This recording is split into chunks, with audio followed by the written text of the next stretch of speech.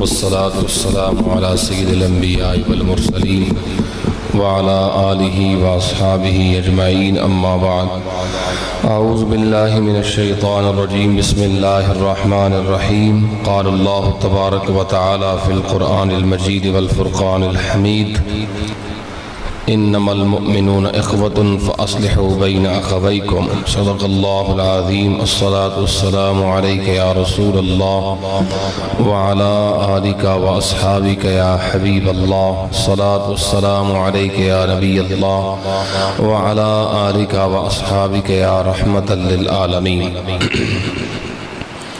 اللہ تبارک و تعالی نے انسانوں کو ایک معاشرے میں رکھا ہے، الگ الگ یا غاروں میں یا سوراخوں میں، بلوں میں نہیں رکھا، بلکہ ایک معاشرے کی صورت میں رکھا ہے۔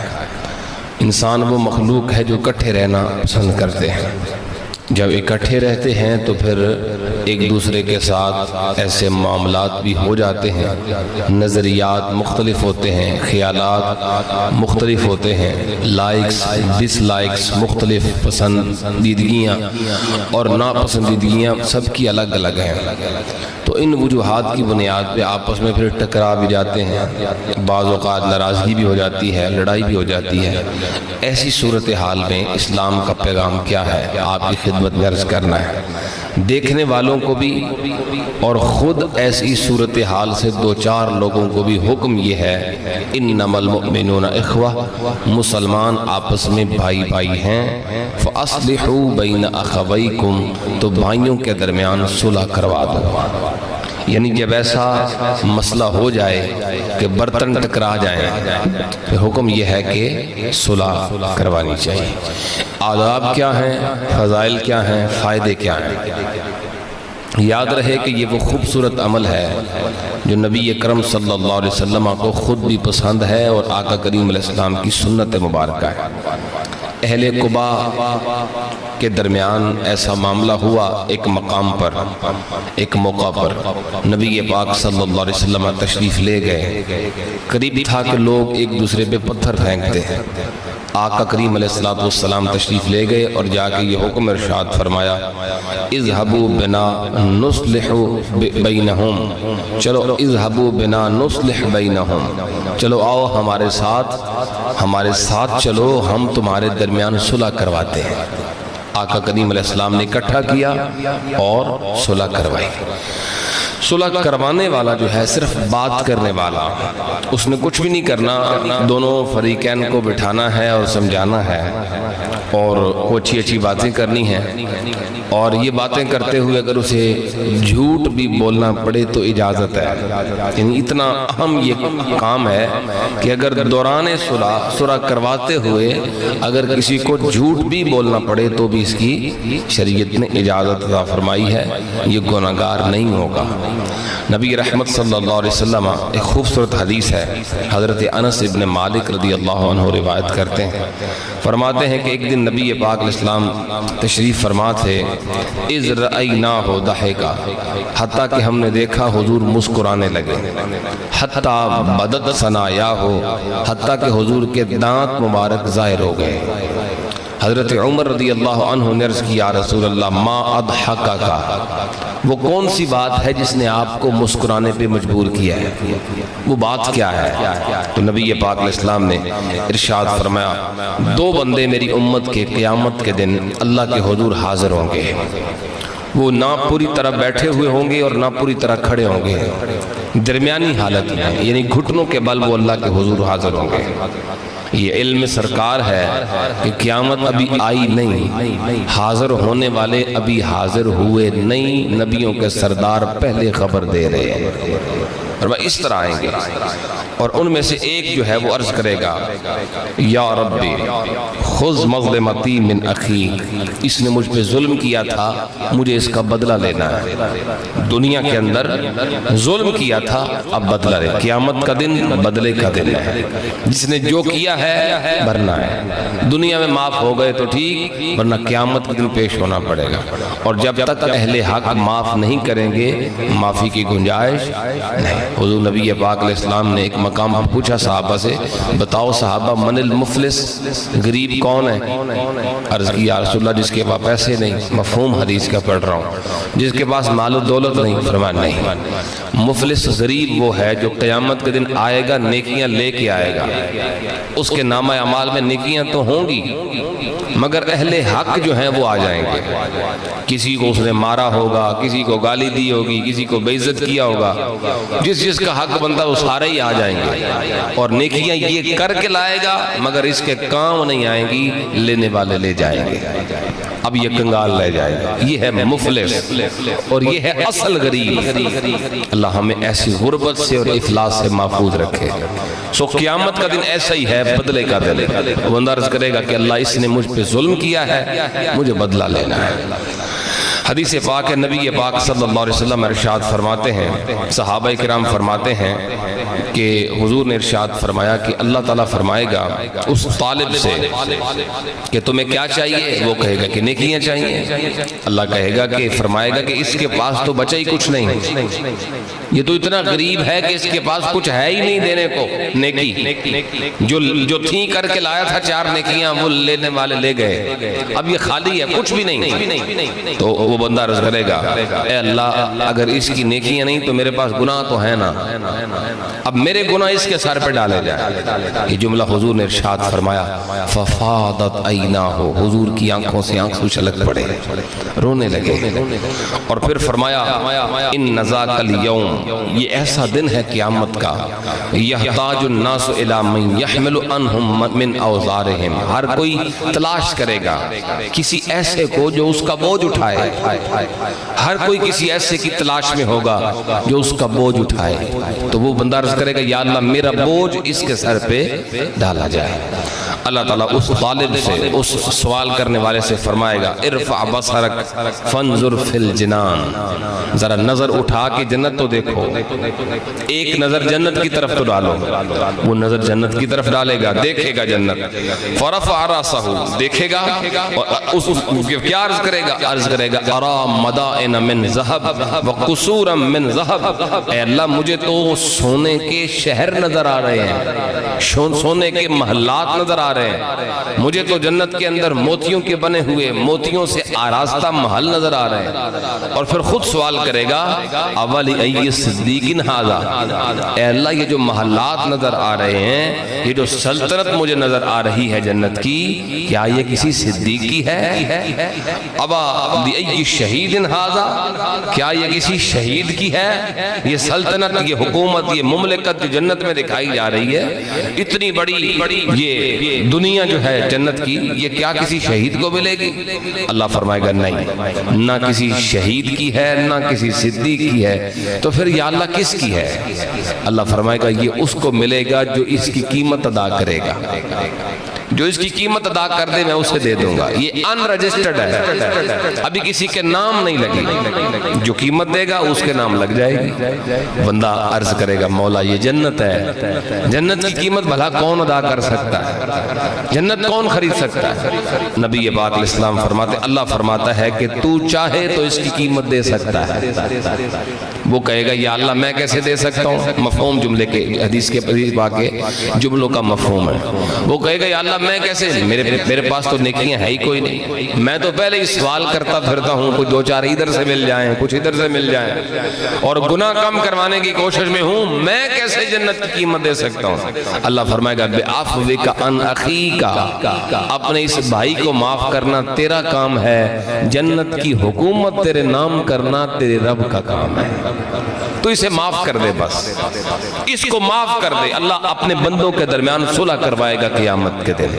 اس کا مطلب یہ ہے کہ رب کی پسند ہے۔ پھر حضور نبی پاک علیہ السلام جس بات پہ مسکرائے وہ بھی ذکر فرمایا، وہ بندہ فوراً عرض کرے گا اے اللہ فإنی قد عفوت عنہ، میں نے معاف کر دیتا ہے، میرا اب اس پہ کوئی تقاضا نہیں، میں نے معاف کر دیا اسے۔ اللہ فرمائے گا فخذ بید اخیک، اچھا پھر ایسا کر، اپنے اس بھائی کا ہاتھ پکڑ اور دونوں کٹھے جنت میں جاؤ۔ ایک نے ظلم کیا تھا، دوسرا مظلوم تھا، ایک نے دوسرے کے خلاف مقدمہ کیا ہے، لیکن آقا کریم علیہ السلام فرماتے ہیں، اللہ فرمائے گا ہاتھ پکڑ فَأَدْخِلْهُ الْجَنَّةِ، ان دو میں جنت اکٹھے جاؤ، جس نے تقاضا کیا ہے وہ بھی، جس کے خلاف تقاضا کیا گیا وہ بھی اللہ کے حکم سے جنت میں جائیں گے۔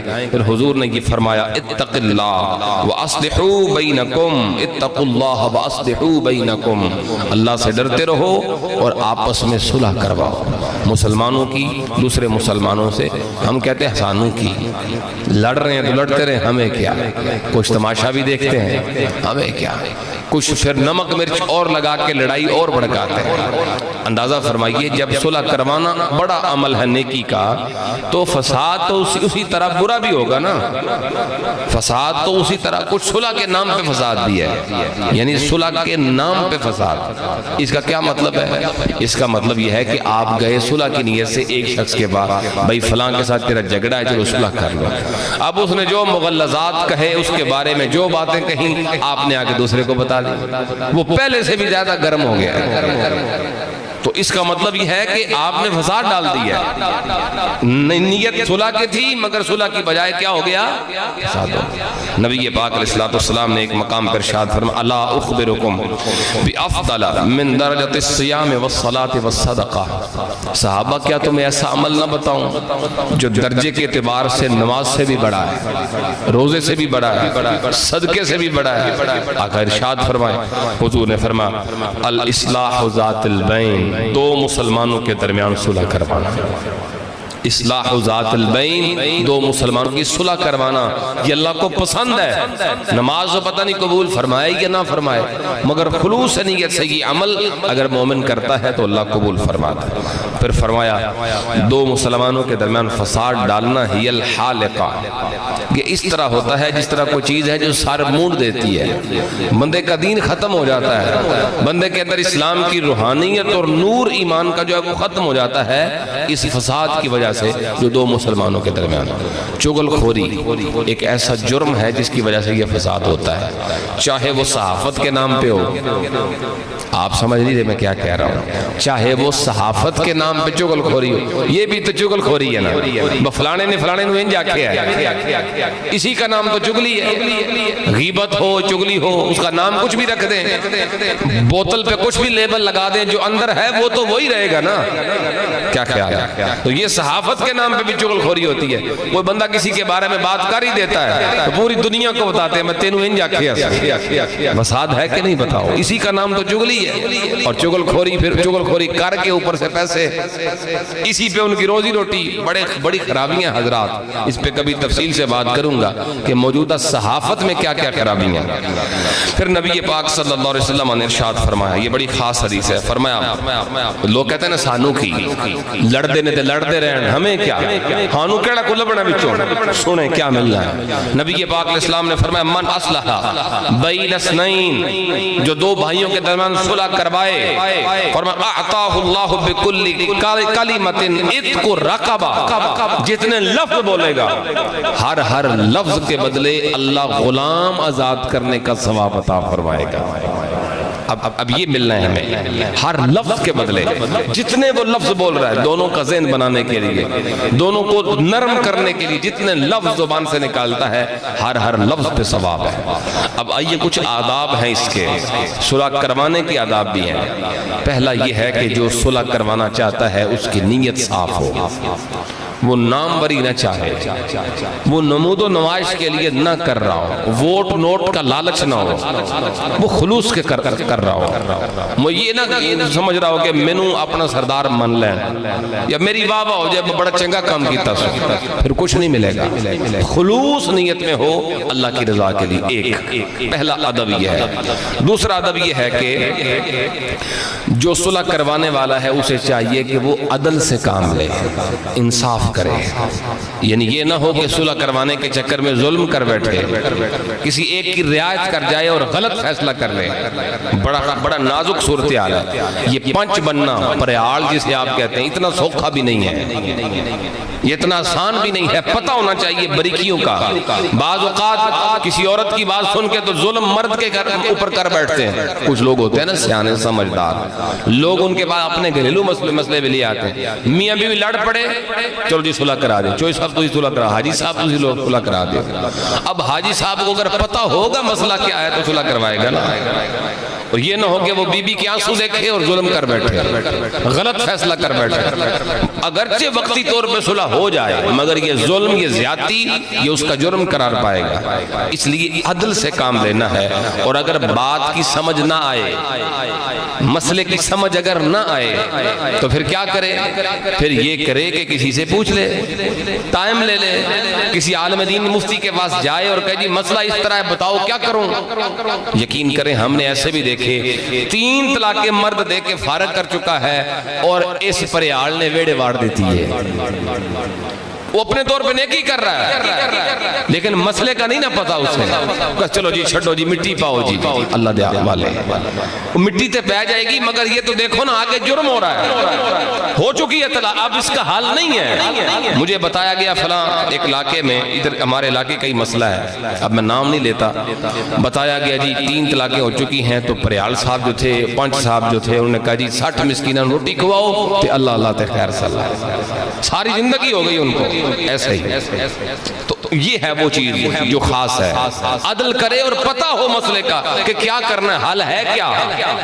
ٹھیک ہے. اب یہاں پہ اور بھی ایک مسئلہ میں عرض کر دیتا ہوں کہ جو صلح کروانے والا ہے اسے چاہیے کہ وقت مناسب کا اختیار کرے. مناسب وقت یعنی اس وقت جب وہ لڑ رہے ہو آپس میں, پیک پہ ہو ان کی لڑائی, اس وقت جا کے جی میں صلح کروانا ہے, اس وقت وہ اسے بھی جوتے ماریں گے.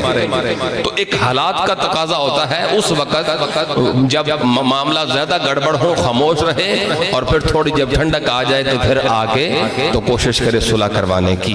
مسائل کو سمجھنا یہ سب سے زیادہ ضروری ہے. عام طور پہ لوگوں کو پتہ نہیں ہوتا.